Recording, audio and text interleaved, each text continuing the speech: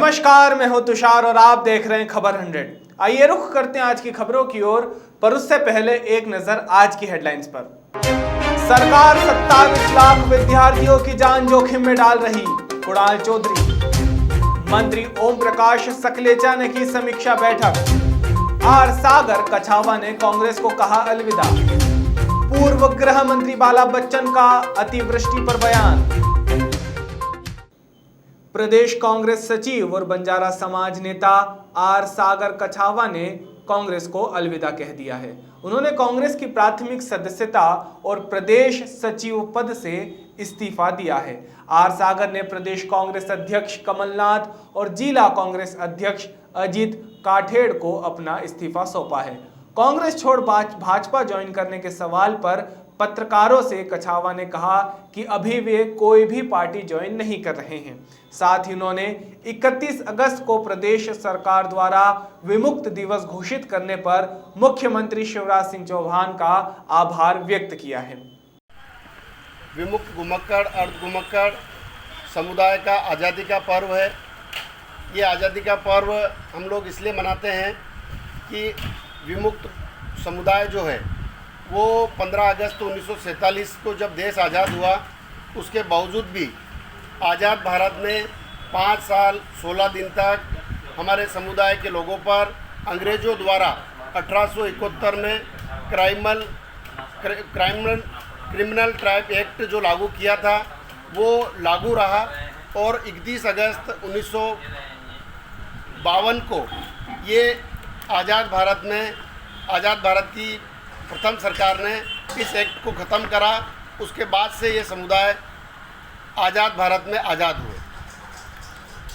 दूसरा, आज से हम एक बंजारा जनजागरण यात्रा शुरू करेंगे, जो सप्ते में 2 दिन शनिवार रविवार को हम समाज के गांवों और टांडों में जाएंगे और समाज की जो 6 मांगे हैं उन मांगों के संबंध में गांव के युवा साथियों के और समाजजनों का जन समर्थन जुटाकर उस यात्रा का 8 अप्रैल को समापन करेंगे। वो जो 6 मुद्दे हैं वो ये हैं, महाराष्ट्र पैटर्न पर मध्य प्रदेश में बंजारा समाज को आरक्षण हो, मध्य प्रदेश में बंजारा समाज के जो गांव टांडे बसे हुए हैं उनको राजस्व गांव घोषित कर उन घर और मकानों का उनको अधिकार दिया जाए। तीसरा, बंजारा समाज के जो लोग शासकीय भूमि पर काबिज है, बरसों से अपनी खेती कर रहे हैं, उनको अपना मालिकाना हक मिले। चौथा, बंजारा समाज के जो लोग हैं पूरे प्रदेश में जिनके पास में खेती योग्य ज़मीन नहीं है, वो भूमिहीन है, उन्हें 1 हेक्टेयर कृषि भूमि सरकार द्वारा दी जाए। 5वां,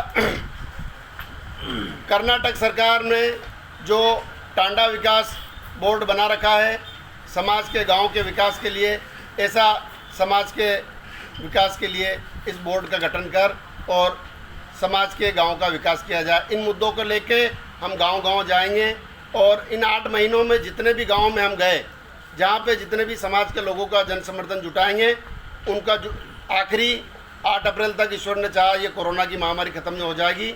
8 अप्रैल विश्व बंजारा दिवस के दिन एक बड़ा आयोजन कर और ये सरकार के सामने हमारी जो मांगे हैं वो रखेंगे। ये जन जागरण यात्रा जो है ये नीमच जिले में ही निकलेगी या पूरे संसदीय क्षेत्र? पूरे प्रदेश में। पूरे प्रदेश के बंजारा समाज के टांडों में जाएंगे और वहाँ ये जो हमारे 6 मुद्दे हैं उनको लेकर समाज के लोगों को उनसे जोड़ेंगे, उनका समर्थन जुटाएंगे। बहुत अच्छी सवाल करा आपने। मैंने आज ही कमलनाथ जी को और हमारे जिला कांग्रेस अध्यक्ष जी को मेरा प्रदेश कांग्रेस सचिव पद से और कांग्रेस की प्राथमिक सदस्यता से इस्तीफा दे दिया है। वो व्हाट्सएप में अभी आपको दे दूँगा। क्या कारण रहा कि आपने कांग्रेस से इस्तीफा दिया? मैंने कांग्रेस से इस्तीफा इसलिए दिया कि मैं पूरी तरह से सभी जिम्मेदारियों से मुक्त होके, आज विमुक्त दिवस भी है, आज विमुक्त दिवस पे मैं राजनीतिक पार्टियों की जो भी जिम्मेदारी थी मेरे पास में, उन सब से मुक्त होकर पूरी तरह से समुदाय और समाज के लिए काम करना चाहता हूँ। क्या भाजपा ज्वाइन करेंगे? नहीं, मेरा अभी कोई पार्टी ज्वाइन करने का कोई विचार नहीं है। कांग्रेस छोड़ने को लेकर के तो में पहले भी आपकी सोशल मीडिया पर और समाचार पत्रों में चर्चा आई है। हाँ, वो समाचार सोशल मीडिया पे इसलिए और समाचार पत्रों में इसलिए आया था कि मैंने सोशल मीडिया के माध्यम से समुदाय और समाज के लोगों से राय मांगी थी कि क्या मैं आपके लिए जो समाज के लिए काम करना चाहता हूँ, यात्रा निकालना चाहता हूँ, आपके आरक्षण और समाज के हितों की लड़ाई लड़ना चाहता हूँ, इसमें अगर मैं कांग्रेस पार्टी का कार्यकर्ता रहते हुए अगर मैं आपके साथ काम करूँ तो कोई परेशानी है। तो समाज के लोगों का कहना था कि अगर आप कांग्रेस पार्टी के पदाधिकारी रहते हो, यदि आप ऐसा काम करते हो तो ये हमको ये लगतेगा कि आप कांग्रेस पार्टी के लोगों से मदद लेना चाहते हो, कांग्रेस पार्टी को मजबूत करना चाहते हो या समुदाय के लोगों को कांग्रेस पार्टी से जोड़ना चाहते हो, इसलिए मैंने ये निर्णय लिया। यदि कांग्रेस आपको टिकट दे फिर बुला करके जी तो क्या कांग्रेस ज्वाइन करोगे?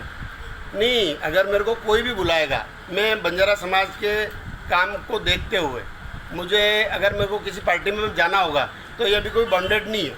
मैं राजनीति नहीं छोड़ रहा हूँ। मैं कुछ समय के लिए मेरी समाज के लिए ऐसा काम करना चाहता हूँ जो समाज और समुदाय के लोग मेरे साथ जुड़े। प्रयास रहेंगी भाई साहब, मैंने इससे पहले भी 2-3 बार मनासा के थाने का घेराव करा है, अनगिनत बार मैं एसपी साहब से मिला हूँ।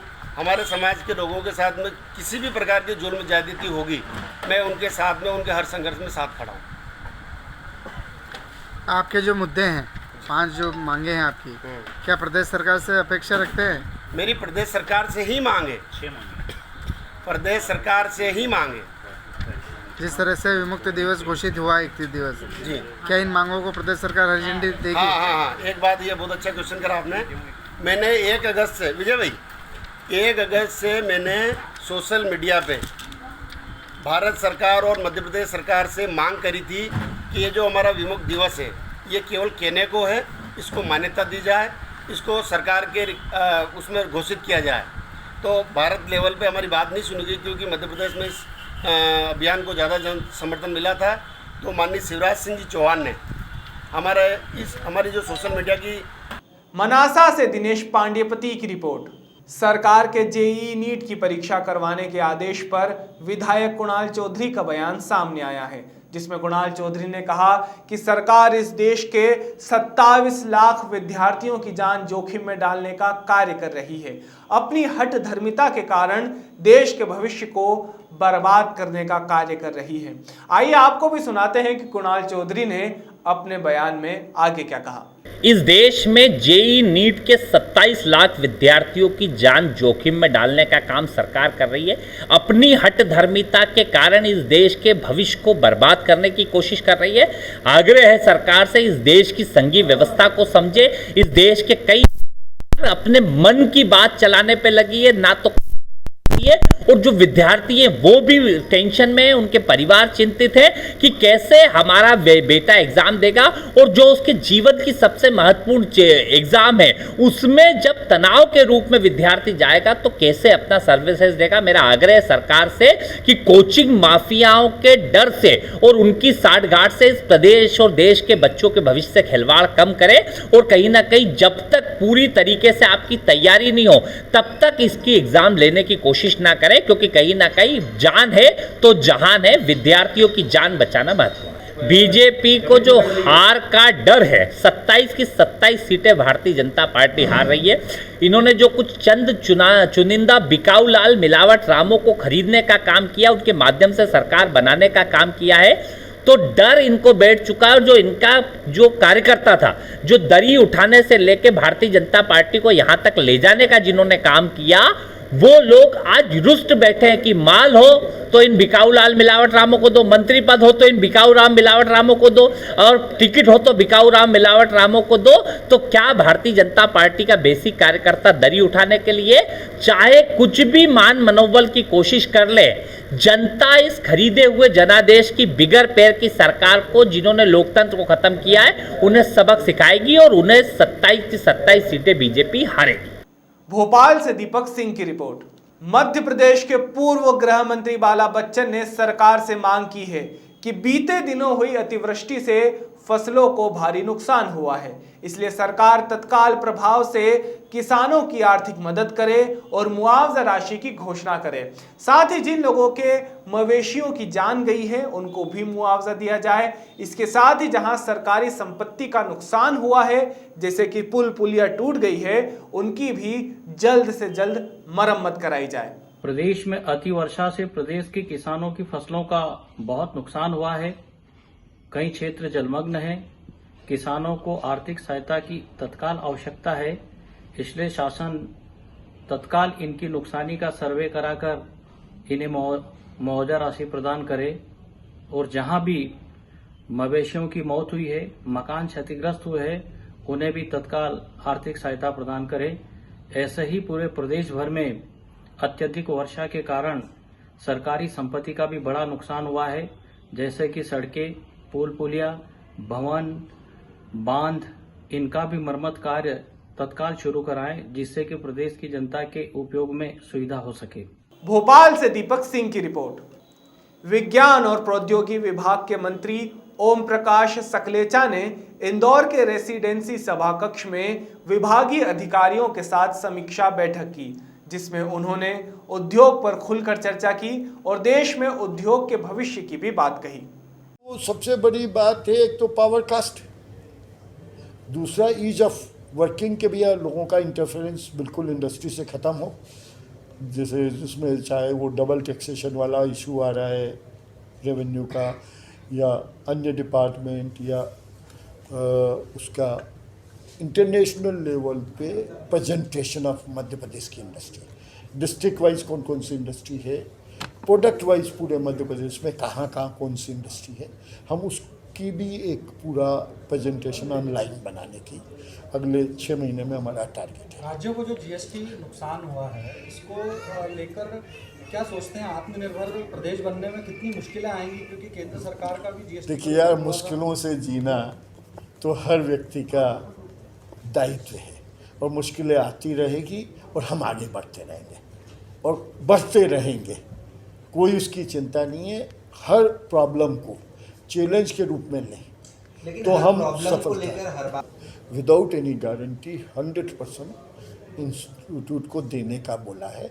और मैंने आग्रह किया कि अगर किसी भी उद्योग को देने से मना किया हो, अगर वो मुझे लिख के देंगे तो मैं निजी तौर पे उसको फॉलो करूँगा।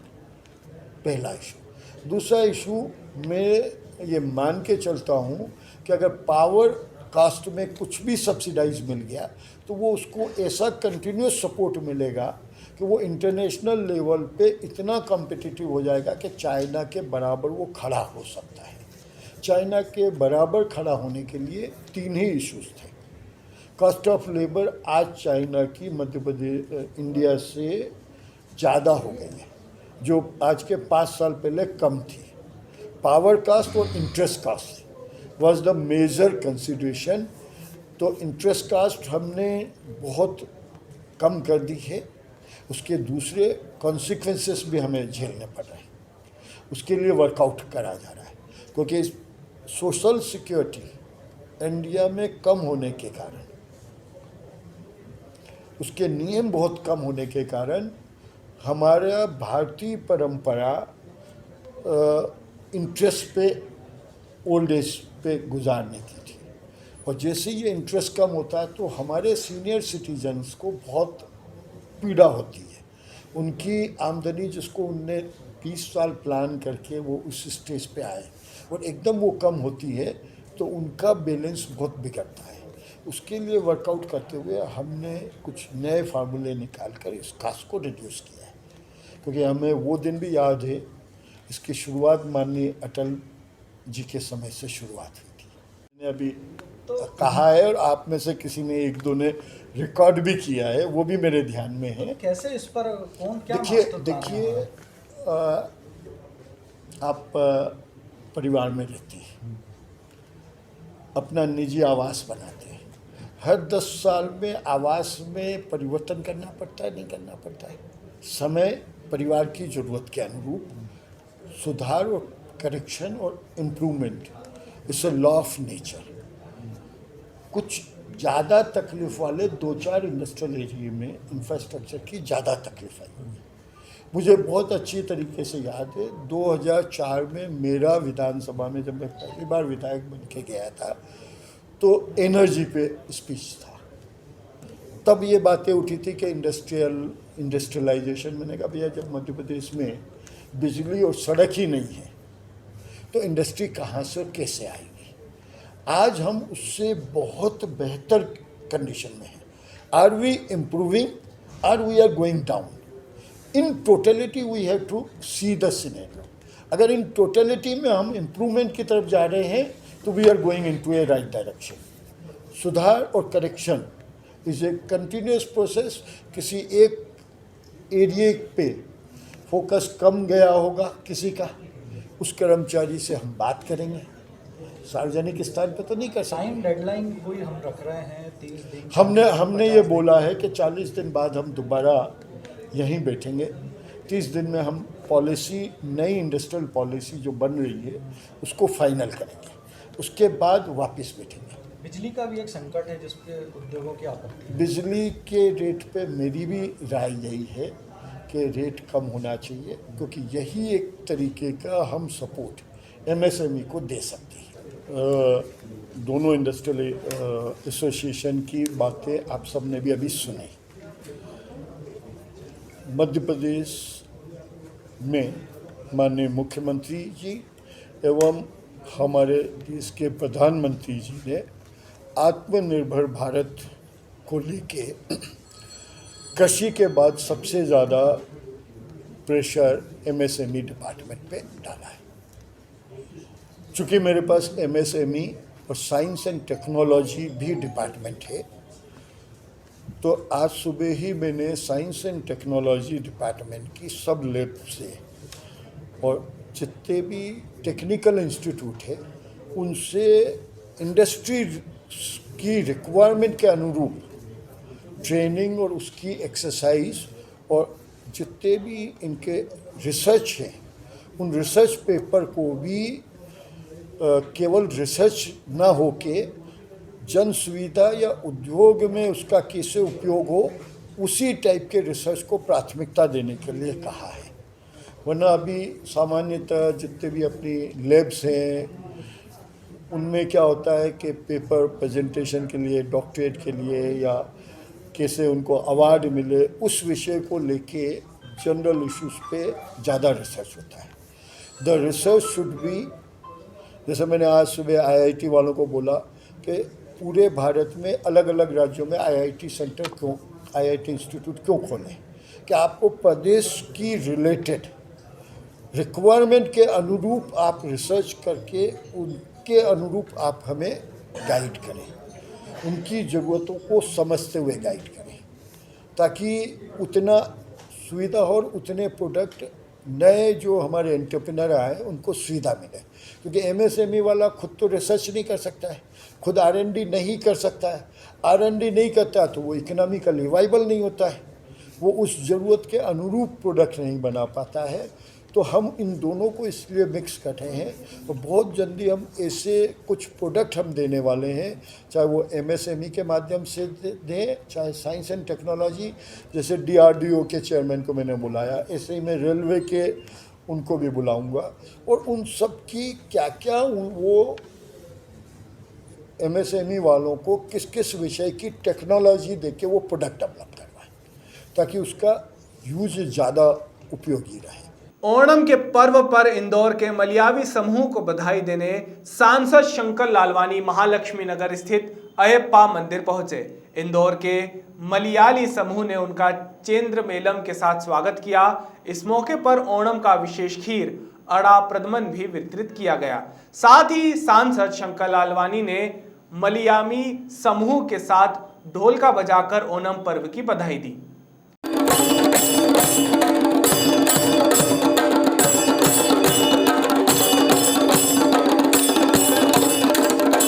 आज बहुत ही हर्ष का विषय है कि मलयाली समाज का ओणम का आज पावन दिवस है। पावन तो वैसे तो हम हर वर्ष बहुत ही धूमधाम से मनाते हैं, लेकिन कोरोना के कारण आज एक सांकेतिक रूप से ये कार्यक्रम मनाया जा रहा है, लेकिन समाज ने तय किया हम घर घर में ये कार्यक्रम मनाएंगे। विजय बंगाली की रिपोर्ट। अभी के लिए केवल इतना ही, लेकिन ताज़ा खबरों के लिए देखते रहिए खबर 100, जनता की बुलंद आवाज।